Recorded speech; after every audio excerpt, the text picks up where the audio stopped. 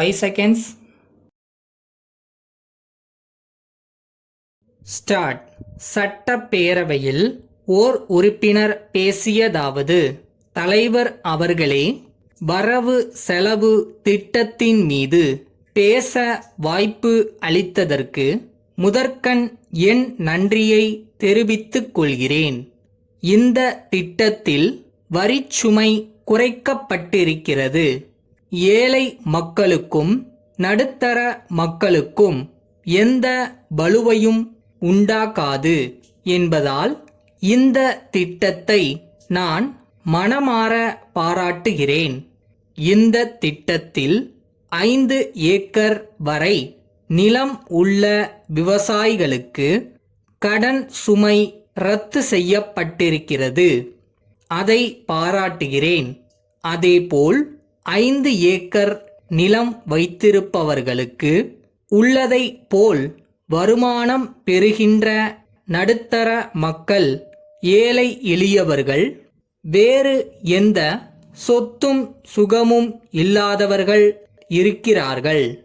அவர்களும் தங்களை கடன் சுமையிலிருந்து விடுவிக்க வேண்டுமென்று கோரிக்கை வைத்தால் அது குறித்து அரசு அனுதாபத்தோடு பரிசீலிக்க வேண்டுமென்று கேட்டுக்கொள்கிறேன். வரவு செலவு திட்டத்தில் பல நல்ல அம்சங்கள் உள்ளன. அதே நேரத்தில் நடுத்தர வருமானம் உள்ளவர்களுக்கும் குறைந்த வருமானம் உள்ளவர்களுக்கும் அத்தியாவசிய பொருள்களை சீரான முறையில் விநியோகம் செய்ய எந்தவிதமான குறிப்பும் காணப்படவில்லை. அது ஏமாற்றத்தை அளிக்கிறது. ஆகவே குறைந்த வருமானம் உள்ளவர்களுக்கு சீரான முறையில் அத்தியாவசிய பொருள்களை விநியோகம் செய்ய அரசு தக்க நடவடிக்கை எடுக்கும் என்று நம்புகிறேன். அடுத்து, நிதி பற்றி சொல்லும்போது மத்திய அரசிடமிருந்து பெற்ற நிதி பற்றியும் பெறப்போகின்ற நிதி பற்றியும் பேசினார்கள். அதே நேரத்தில் அரசு சார்பில்லாத நிறுவனங்களுடைய நிதி உதவியையும் பெற்று தகுந்த முறையில் பயன்படுத்திக் கொள்ள வேண்டுமென்று கேட்டுக்கொள்கிறேன்.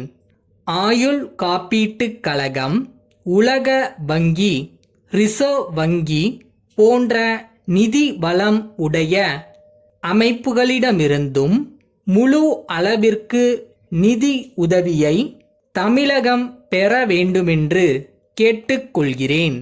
ஆயுள் காப்பீட்டு கழகத்தில் இடம்பெற்றுள்ள தமிழ் அறிஞர் ஒருவரிடம் பேச எனக்கு வாய்ப்பு கிடைத்தது. அப்போது அவர் ஒரு கருத்தை சொன்னார். ஆயுள் காப்பீட்டு கழகத்தில் ஏராளமான அளவிற்கு பணம் இருக்கிறது. அந்த கழகம் திட்டங்களுக்கு உதவி செய்ய தயாராக இருக்கிறது. தமிழக அரசை பொறுத்தவரையில் அவர்களுடைய திட்டங்களுக்கு ஆயுள் காப்பீட்டு கழகத்தின் உதவியை தக்க முறையில் இன்னும் அதிகமாக பயன்படுத்திக் கொள்ள வேண்டுமென்று அவர் குறிப்பிட்டார். எனவே ஆயுள் காப்பீட்டு கழகத்திடமிருந்து தமிழகம் இன்னும் அதிகமான அளவு நிதி பெற்று தமிழகத்தின் பல்வேறு ஆக்கப்பூர்வமான திட்டங்களுக்கு அதை பயன்படுத்திக் கொள்ள வேண்டுமென்று கேட்டுக்கொள்கிறேன். அடுத்து, வீட்டு வசதியை பொறுத்தவரையில் கிராமப்புறங்களில் தொடக்க பள்ளிகளில், உயர் தொடக்க பள்ளிகள் எல்லாம் இருக்கின்றன. ஆசிரியர்கள் கிராமப்புறங்களில் சென்று தங்கினால் பள்ளி நேரம் போக மிஞ்சி இருக்கிற நேரத்தில் மாணவர்களுடன் தொடர்பு வைத்து கொள்ளவும் பயனுள்ள வகையில் நேரத்தை செலவழிக்கவும் வாய்ப்பாக இருக்கும். அதற்கு ஏதுவாக ஆசிரியர்களுக்கு கிராமங்களிலேயே வீடு கட்டி கொடுக்க வேண்டும்.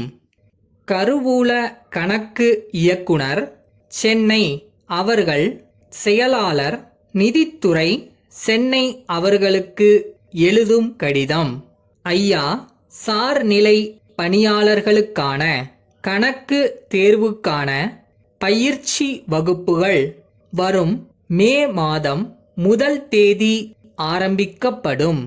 ஆதலால் இம்மாதம் 1 வாரத்திற்குள் உங்கள் துறையிலிருந்து அவ்வகுப்புகளில் சேர விரும்புவோருடைய பட்டியலையும் மனுக்களையும் சென்னை சம்பள கணக்காயருக்கு அனுப்பி வைக்குமாறு கேட்டுக்கொள்கிறேன். வகுப்புகளுக்கு வருகை தருவது கட்டாயம் என்று வகுப்பில் சேர விரும்புவோருக்கு தெரிவிக்க வேண்டும். வகுப்புகளுக்கு வராதவர்கள் மீது ஒழுங்கு நடவடிக்கை எடுக்கப்படும் என்றும் அவர்களுக்கு தெரிவிக்கப்பட வேண்டும். இத்துடன் கொடுக்கப்பட்டுள்ள இடங்களில் எந்த இடத்தில் நடக்கும் வகுப்பில் சேர விரும்புகிறார்கள் என்பதும் குறிப்பிடப்பட வேண்டும். உங்கள் துறையிலிருந்து அனுப்பப்படும் மனுக்கள் எல்லாவற்றையும் ஒன்றாக சேர்த்து அனுப்பவும். மனுக்கள் அனுப்புவதற்கான கடைசி நாள் இம்மாதம் 7ஆம் தேதி ஆகும். வகுப்புகள் ஆரம்பிக்கப்படும் என்பதற்கான சரியான தேதி பின் சென்னை சம்பள கணக்காய்வாளரால் மனுதாரர்களுக்கு தெரிவிக்கப்படும். தங்கள் நம்பிக்கையுள்ள